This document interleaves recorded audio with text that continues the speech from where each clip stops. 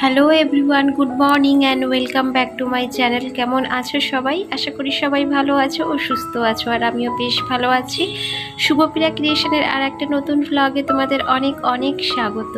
যে যেখান থেকেই আমার এই ব্লগটা দেখো না কেন, তাদের অনেক ভালোবাসা আমার এই ছোট্ট ব্লগে। বন্ধুরা, পুরো ব্লগটা জুড়ে থাকার অনুরোধ রইল। ওইদিকে ছেলেকে একটু লিখতে দিয়েছি, আর তার মধ্যে আমি ঘরের কাজ সারছি, মানে ঘরটা একটু মোছামুছির কাজ করছি। তো সকাল সকাল সমস্ত বাসি কাজ থেকে শুরু করে চা খাওয়া সব কিছুই কমপ্লিট হয়ে গেছে। আজকে ভাবছি সকালবেলাটায় একটু ছেলেকে নিয়ে পড়তে বসাবো, আর তার সাথে ঘরের কাজগুলোও সারবো। আর আজ যেহেতু শনিবার, ছেলের স্কুল ছুটি, তাই একেবারে যে খালি দেবো তা নয় বন্ধুরা। শনি রবিবার প্রতিদিন সকালবেলা করে আমি ওকে মনে করি একটু করে পড়তে বসাই। সে যতটুকু টাইম বসুক না কেন, আধা ঘন্টা হোক 1 ঘন্টা হোক, তো ওকে আমি কিছু না কিছু পড়ার কাজ দিয়ে থাকি, আর তার সাথে নিজের ঘরের কাজগুলোও করতে থাকি।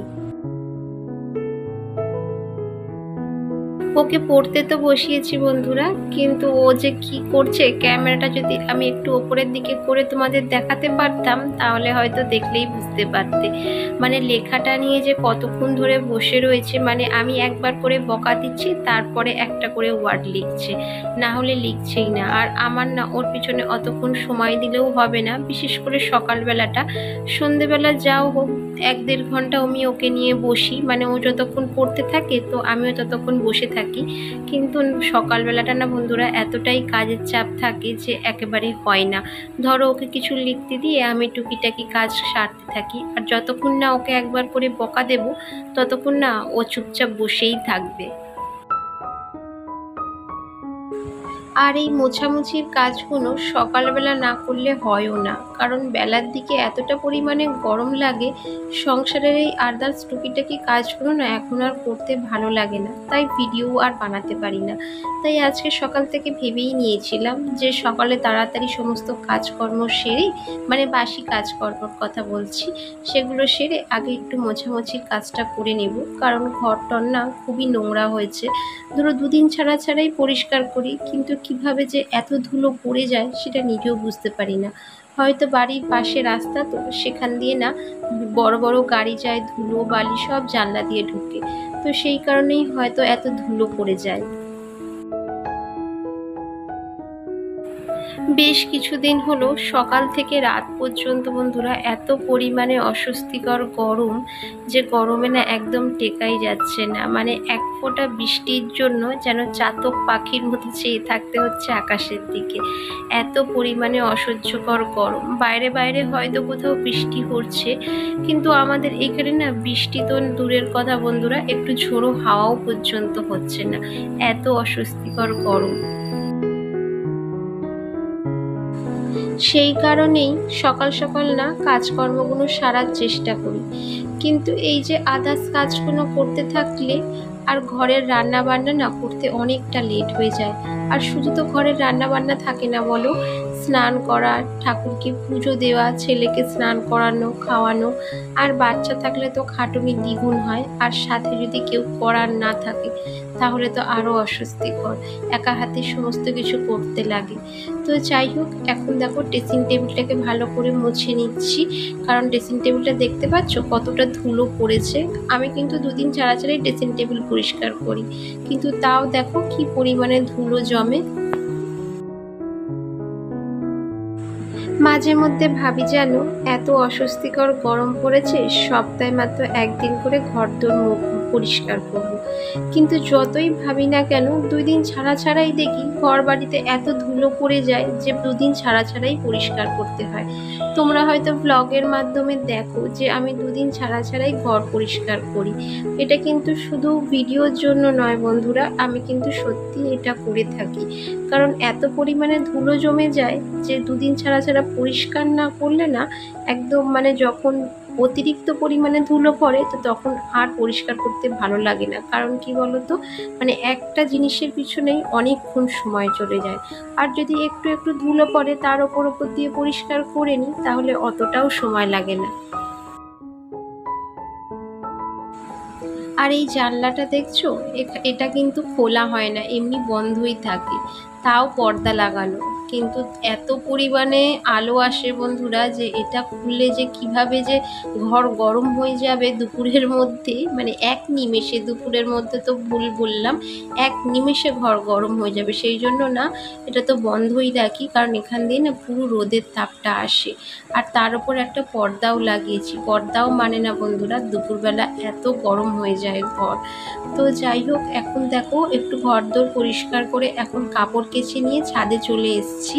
আর বাইরেটা দেখো কি পরিমাণে রোদ্দুর, মানে কটা যে কাপড় মেলতে এসেছি যেন ঘেমে নিয়ে চান হয়ে গেলাম।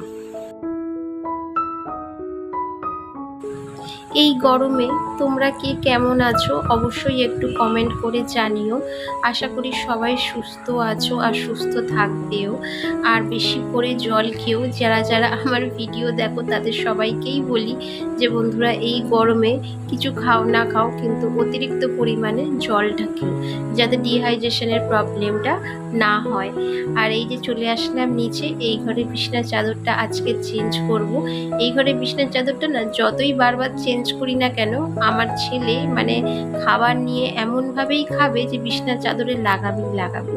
তো সেই কারণে না 2 দিন ছাড়া ছাড়াই এই ঘরের বিছানাটা আমাকে চেঞ্জ করতে হয়। শুধু ছেলের কারণে যে বিছানার চাদর চেঞ্জ করি তা কিন্তু নয় বন্ধুরা, আমার বর বাইরে থেকে এসে মানে এমনই ঘেমে স্নান হয়ে আসবে, এসে এই বিছানার উপর শুয়ে পড়বে। মানে ঘামটা মোছার ক্ষমতা হয়তো ওর থাকে না, আর সারা ঘামটা এই বিছানার চাদরে লাগে, আর একটা কেমন আঠা আঠা মতো হয়ে যায় বলো। তো সেটা দেখে না আমার না কেমন একটা অস্বস্তি ফিল হয়। বিশেষ করে সেই কারণেও আমার চাদর চেঞ্জ করা। আর এই গরমের সময় তো প্রতিটা মানুষেরই ঘাম হয়। স্নান টান সেরে একেবারে ছাদে চলে আসলাম। গাছে কটা নয়নতারা ফুল হয়েছে, তো এগুলো দিয়েই না আজকে ঠাকুরকে পুজো দেব। আর বেশ অনেকগুলোই ফুল হয়েছে দেখো, মানে এদিক সেদিক করে বেশ অনেক কটাই ফুল হয়েছে। আর সাথে কটা বেলফুলও হয়েছে 2-1টা, তো সেটাও তুলে নেব। আর তুলসী পাতা তো লাগবেই। এই গরমে যে গাছগুলোতে ফুল হচ্ছে এটাই অনেক। আর এই যে দেখছো বেলি ফুলের গাছটা কেমন হলুদ মতো হয়ে গেছে, কিন্তু প্রতিদিন একে সকাল বিকেল করে জল দেওয়া হয়।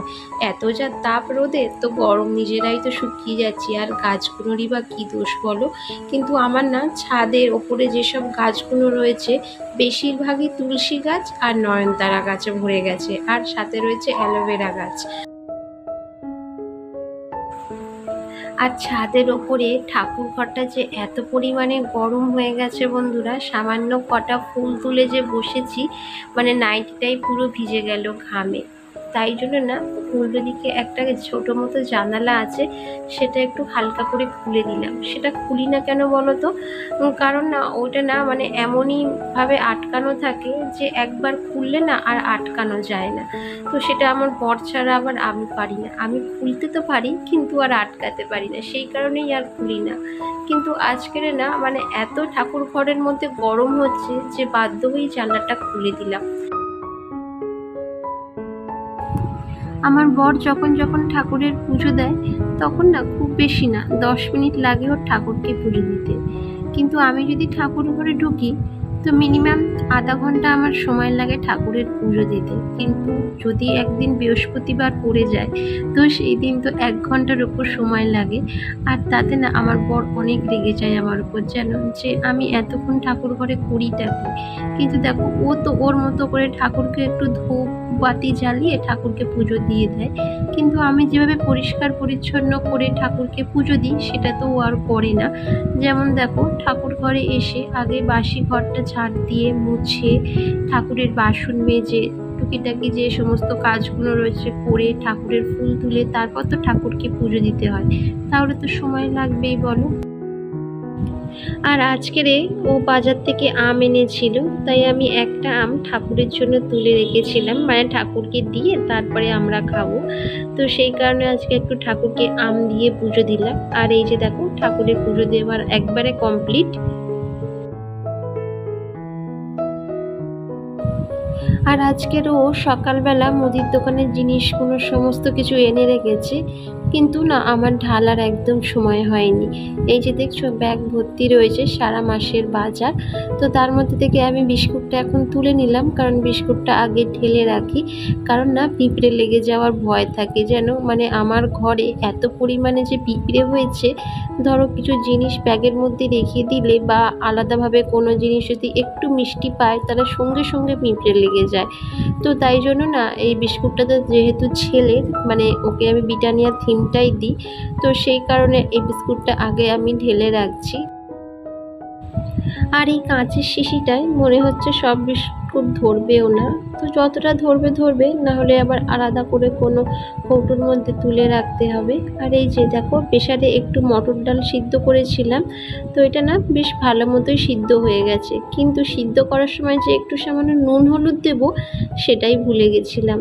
তো এখন দেখো ডালটা একটু সামান্য গ্যাসে বসিয়ে এর মধ্যে সামান্য একটু নুন আর একটু হলুদ দিয়ে ভালো করে একটু ফুটিয়ে নেব, তারপরে এটা ফোড়নে দেব। আর আজ যেহেতু শনিবার, তো আমার নিরামিষ। আমি শনিবার আর সোমবার সপ্তাহে এই দুটো দিন নিরামিষ খাই। তো আজকে সেরকম কিছু রান্না করব না, এই যে মটর ডালটা করব, তার সাথে করব সয়াবিন আর ভাজবো একটু আলু। ব্যাস এই হচ্ছে আজকের আমাদের দুপুরের লাঞ্চ। আর এই ডালটা কি কি দিয়ে সোমবার দিলাম বলো তো? দেখলেই তো, কয়টা শুকনো লঙ্কা দিলাম, তেজপাতা, তার সঙ্গে জিরে আর একটু সামান্য আদা ভেজে ডালটাকে ঢেলে দিলাম। আর এইদিকে ডালটা বসিয়ে এই মুদি মশলাগুলো তো তুলতে হবে। মানে আমার ছেলে না এক এক করে ব্যাগ থেকে সব বার করে রেখেছে, আমি ওকে বলেছিলাম যে একটা একটা করে সব বার করতে, তো একটা একটা করে সব বার করে রেখেছি। যেন ও এখন না টুকটুক করে আমার হাতে হাতে একটু কাজ বললে করে দেয়, না করে না, হয়তো একটু সময় লাগে কিন্তু করে দেয় বন্ধুরা। আর আমার বর সন্ধেবেলা মুদির দোকানে একদম যেতে চায় না, কারণ ভিড় হয়ে যায় বলে। ওর বক্তব্য যে যা হবে সকাল সকাল করে দেবে ও, কিন্তু সন্ধ্যের পর আর যাবে না, কোনো দোকানেই ও যেতে চায় না। তাই জন্য না হাতের কাছে আমি যা যা বলেছিলাম, মানে আমার যা যা খেয়াল ছিল সেইগুলোই লিখে দিয়েছি।